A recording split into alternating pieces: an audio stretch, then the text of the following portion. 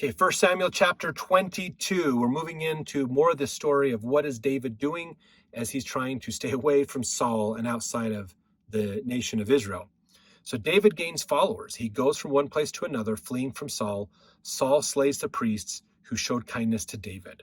So there's a lot of craziness still going on with Saul at this time. Verse 1, David therefore departed thence and escaped to the cave Adullam. When his brethren and all his father's house heard it, they went down thither to him. So David is using this cave to live out of. People heard him. Okay, David's friends, the people that really like David, they realize the rumor starts to spread where he's at, so they start sneaking out of Israel to go find him, to go be with David. Verse 2, and everyone that was in distress, and everyone that was in debt, and everyone that was discontented, gathered themselves unto him, and he became a captain over them, and there were with him about 400 men. So these are probably people that David fought. They fought under David. They've been to war with him. They know he's a righteous man. They know that he's a good guy, and they realize that the king is punishing them. The king is putting them in debt. The king is making their life miserable. They want out. So they are leaving to go to David, going, David, you got to help us. We're behind you. But Saul has gone crazy. He's nuts. Okay, and David's family was with him as well. Verse 3, and David went thence to Mizpah of Moab. And he said unto the king of Moab, let my father and my mother, I pray thee, come forth and be with you till I know what God will do for me. And he brought them before the king of Moab, and they dwelt with him all the while that David was in the hold. Now, this is an important thing to look at here, okay? The Moabites were not friends with the Israelites necessarily. And the king of Moab, I mean, they've been obliterated and pushed back many times by the Israelites. So David is realizing the enemy of my enemy is my friend. Everybody hates Saul. They hate Israel, but they really hate Saul more because Saul's this crazy ruler guy. He's gone crazy. So David goes to Mizpah, goes to Moab, the Moabites, basically, and says, look, I know you're a Moabite, I'm an Israelite, we don't like each other. His heritage-wise, we don't like each other at all. But here's the thing, Saul's gone bad, and he's hunting me and my family, basically. He'll probably try to use my family to get to me. I need you to keep them here. Let them stay here until we can get this figured out, basically, till I can get this worked out, okay? And the king of Moab is probably like, this is David. This is the dude that's the mighty warrior of Israel. I want to be in his favor. If the legends have spread around too about him being anointed by Samuel, he's the next king. So of course Moab wants to be in favor with the next king. This is at the king level. This is I'm sure, and you can put in the comments if you think I'm wrong on this and if you think there's a different motivation here, but I really think the king of Moab is basically going, this is going to put a trump card in my pocket, because when David becomes king and he's ruling Israel, he's going to realize we helped save his parents, we helped him out, so he's going to not destroy us. He's not going to come after us. So he's building up credit, basically this kind of political capital, this credit, so that he gets in favor with David. I wouldn't be surprised if that's what went through his mind. If you have a different opinion, please put it in the comments. Love to hear your comments on these scriptures as well. Now, verse 5, and the prophet Gad said unto David, abide not in the hold, or basically this cave.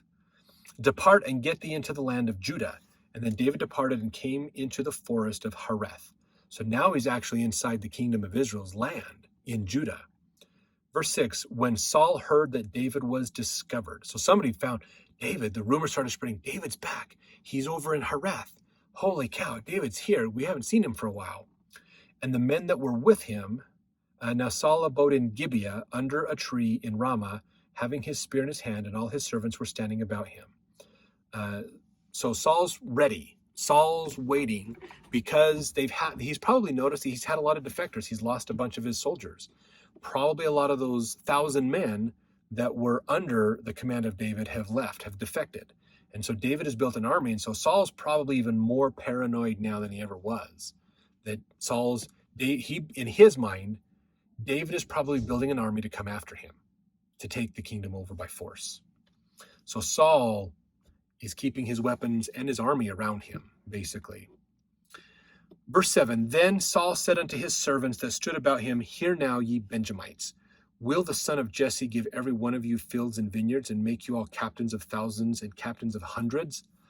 That all of you have conspired against me, that there is none that showeth me that my son hath made a league with the son of Jesse, and there is none of you that is sorry for me, or showeth unto me that my son hath stirred up my servant against me, to lie in wait this day. So this is what's going on here, is Saul is now psychologically manipulating his soldiers to help stem he's afraid of spies.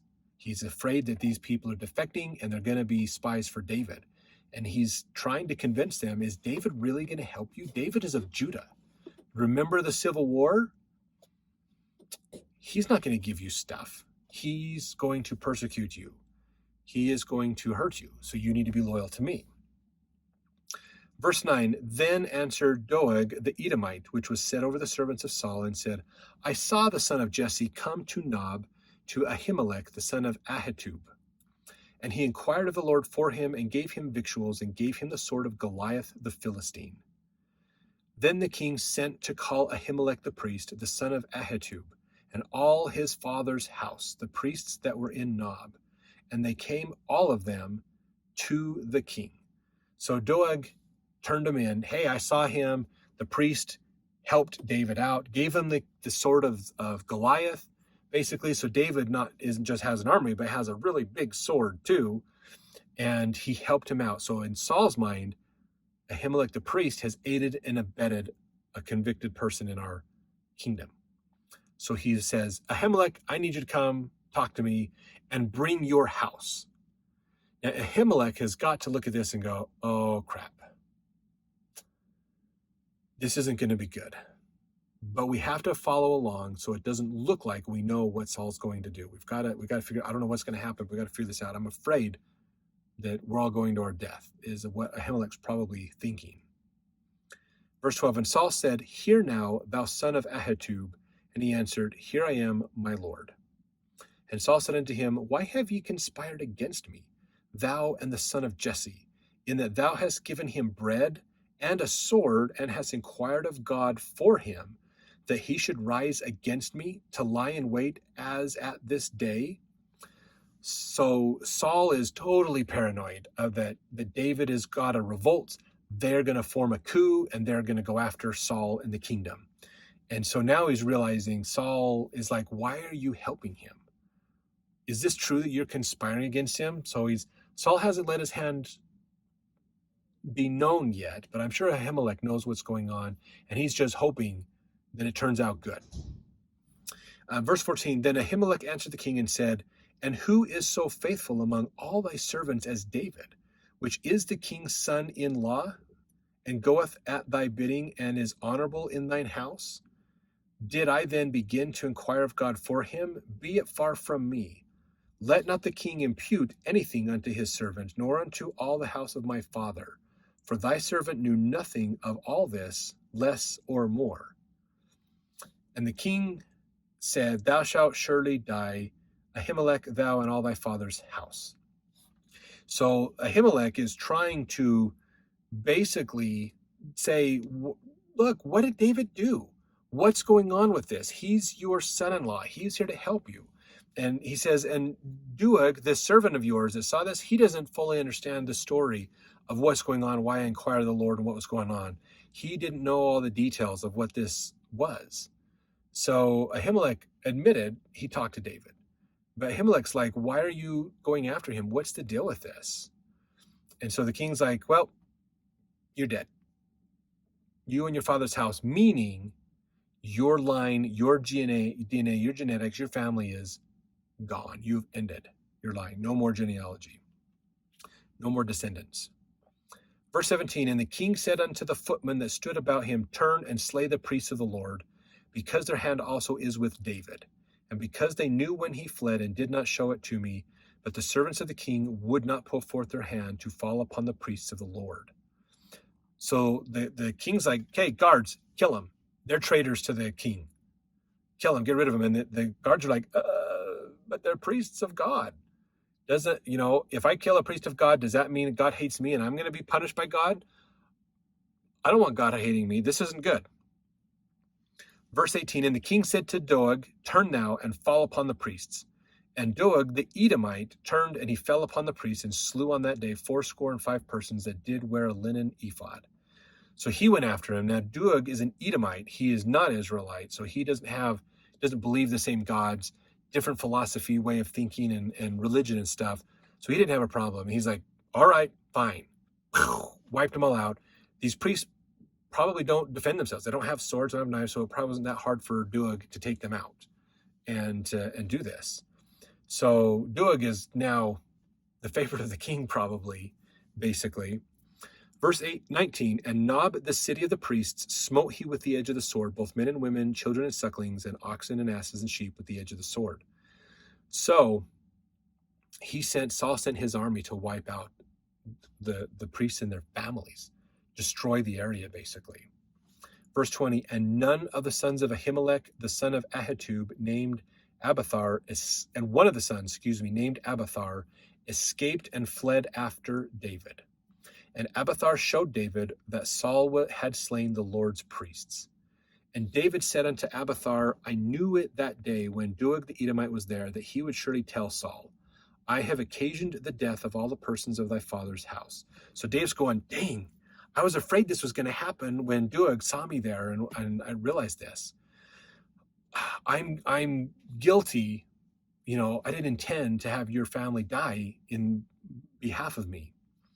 So verse 23, abide thou with me, fear not, for he that seeketh my life seeketh thy life, but with me thou shalt be in safeguard. So David reassures Abiathar that he's safe with David. So David's got another person following him as well as this struggle goes on with what's happening here. So put in the comments, what do you think? I mean, if you were David in this situation, what would you think about Saul and what's happening here? It's such a crazy experience. Saul is definitely off his rocker with paranoia and craziness. And what are some good lessons you think that we can learn for our day and age from how Saul and David are treating each other and what is going on here, okay? One thing I will say is always remember, and this is so important as we've seen in the life of Saul his whole life, perspective makes a difference. What is the perspective we take? It can be a false perspective or a true perspective. And we're seeing this play out so much in the life of Saul that perspective makes a difference. We need to make sure, the only way to know if our perspective is right or not is to understand other people's perspectives, to gauge what do we believe and are we correct or not. Understanding other people's perspectives is important. And that's hopefully the big lesson we get from all of these. So let's jump to the next chapter, see what happens next in the saga of Saul and David.